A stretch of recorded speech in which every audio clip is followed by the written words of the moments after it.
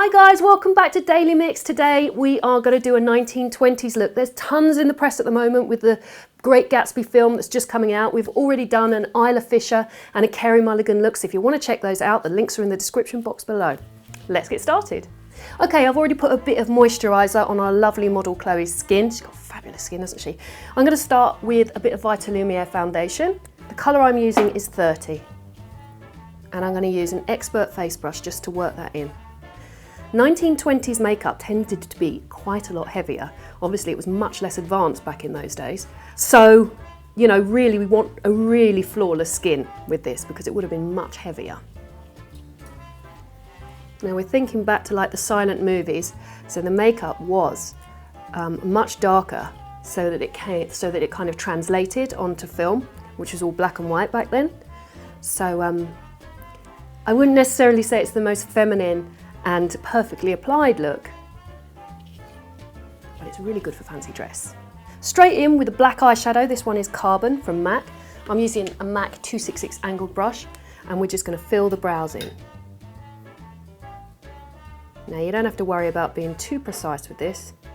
We're just making them darker and a little bit elongated.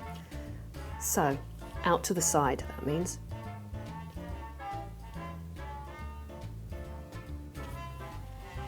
Now ideally we want these brows pretty thin, but I'm not going to pluck Chloe's brows just for this look. I think she might have something to say about that. So we're just going to go quite fine, and then I'm going to just brush up the brows into that line. Right, okay, now onto a cream product. This is Constructivist Paint Pot from MAC.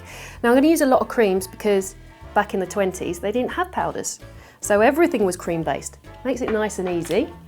Close your eyes for me. We're just going to take this all the way over the lid. And we're going almost all the way up to the brow. But we're not winging it out on this outside corner. We're bringing it down so we create kind of a very round, owl-shaped, slightly sad eye.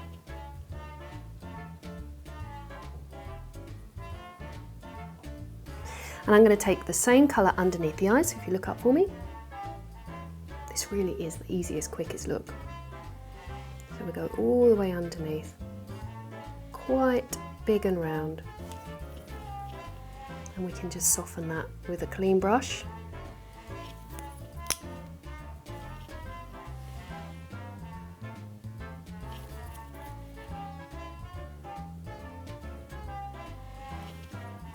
Now we're going to pop some mascara on. This one is Smashbox Full Exposure. It has a nice massive big wand, but I'm not going to use that wand because that wouldn't be hygienic. I'm going to use a disposable. So plenty of mascara. This is not for the faint-hearted. You don't do subtle when you do 20s. Hand open and look down. You've got amazing lashes. My God, they're beautiful. Right, now we'll do the bottom lashes, so look at my finger, perfect. Just to kind of add to that big, doll-like eyes look. Now I'm going to set the face with a bit of powder. This is Studio Fix powder from MAC. Now I'm actually going a shade lighter than Chloe's skin. The reason I do that is one, because I want it quite porcelain, but also I never ever set the foundation with the same colour powder, because what happens is gradually over the day, as you apply more powder to get rid of shine, your face gets darker. So always go one shade lighter with your powder. We want this to be quite matte, because it would have been. Now I'm using NARS Amour blush, and we're going to put some of this on the apple of the cheek. Again, quite doll-like.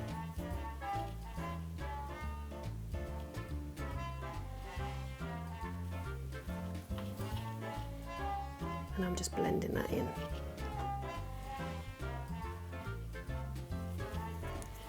Now, onto the lips, arguably the most important part of this.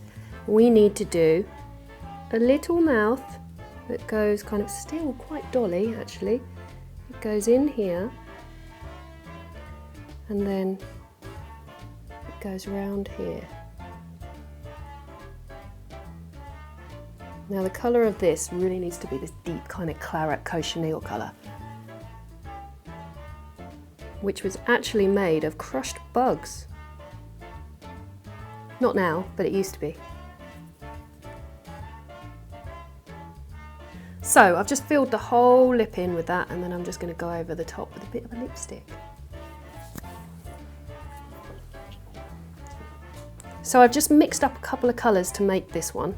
I took a brown and a red and mixed the two together, and then I'm blending them into the lip pencil underneath. So we get this really nice claret. It kind of tones down the purpliness of the lip liner.